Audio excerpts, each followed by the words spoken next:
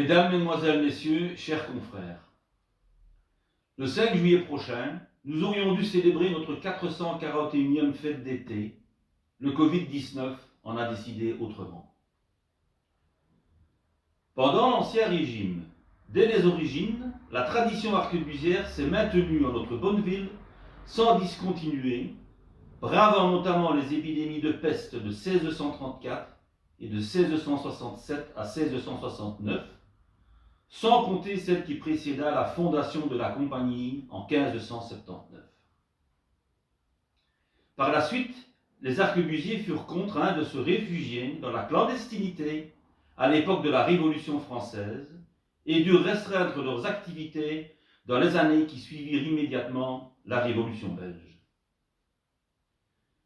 Plus proche de nous, les deux guerres mondiales ont obligé les francs arquebusiers à renoncer à leurs fêtes traditionnelles, mais depuis 1945, c'est la première fois que nous nous voyons, au même titre que nos compagnies sœurs, dans l'obligation de renoncer à nos réjouissances du premier dimanche de juillet.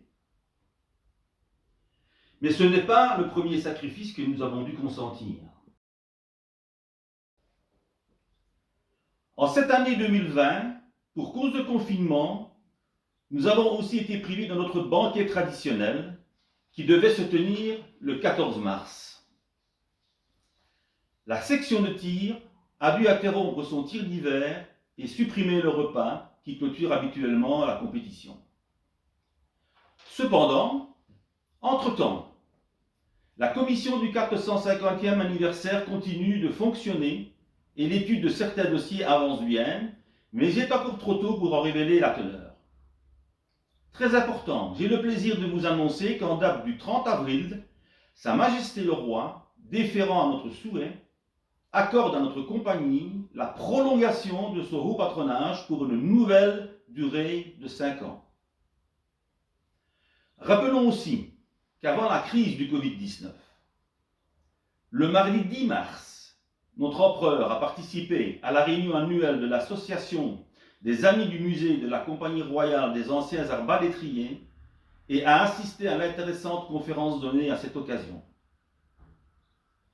Le 8 mars, l'Assemblée générale annuelle des membres de la Compagnie a pu se tenir normalement et procéder, en vertu des statuts, à la prolongation de mon mandat de général-président pour un nouveau terme de 10 années, ainsi qu'à l'élection de notre confrère Jules Lambert en tant que sergent de l'escorte de Saint-Martin et à la promotion de Francis Philippens dans les fonctions de caporal de cette même escorte.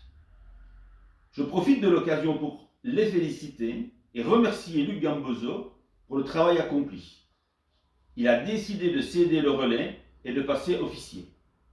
Ensuite, permettez-moi de vous remercier également pour la confiance que vous continuez à me témoigner à la tête de notre antique gilde. Par la même occasion, j'adresse mes plus cordiales félicitations à M. Jean-Paul Millon pour son accession aux prestigieuses fonctions de général-président de la Compagnie royale des anciens arbalétriers. Je lui souhaite plein succès dans cette nouvelle tâche. Le lundi 17 février, date anniversaire de son décès, une délégation de la Compagnie a participé au cortège et à la cérémonie d'hommage au roi Albert Ier, organisée par les autorités communales. Le 25 janvier, la dynamique section des 30-40 a organisé de maîtresse façon sa soirée raclette qui a rassemblé de nombreux convives dans l'ambiance décontractée et confraternelle qui sied si bien à notre compagnie. Le 16 janvier, à l'occasion de son centenaire, une lettre de cordiale félicitation a été adressée à M. Maurice Oubirs, général-président honoraire de la Compagnie royale des anciens arquebusiers. Et finalement, le dimanche 11 novembre, comment ne pas se féliciter du succès du repas de loi de la Saint-Martin, qui a rassemblé en 2 services la bagatelle de plus de 300 convives. Avant de conclure, je me plais à souligner la bonne entente qui règne entre les 3 gildes visétoises, qui a permis d'adopter une attitude commune face au défi de l'épidémie du Covid-19. Dans l'adversité, les Visétois savent se serrer les coudes, et je m'en félicite. J'en termine en rappelant que si la fête du 5 juillet est supprimée, nous tenons malgré tout, avec l'accord des autorités communales, à organiser la cérémonie d'hommage à nos défunts au cimetière de Lorette.